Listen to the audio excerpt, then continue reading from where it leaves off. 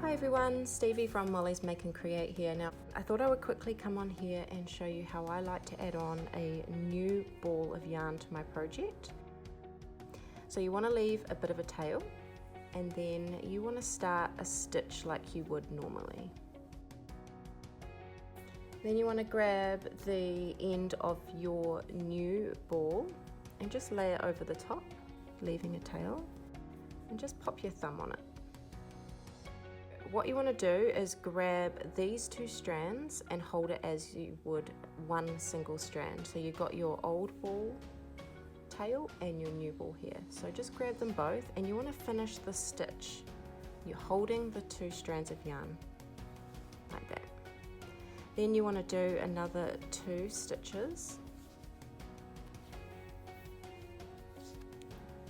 like that, and then drop the tail end from your old ball of yarn and continue knitting with the strand from your new ball.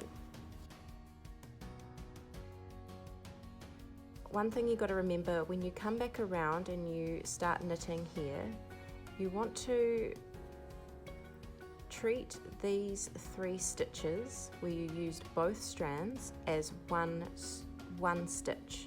Try not to put 1 stitch here and 1 stitch here. You want to put your stitch into both of these.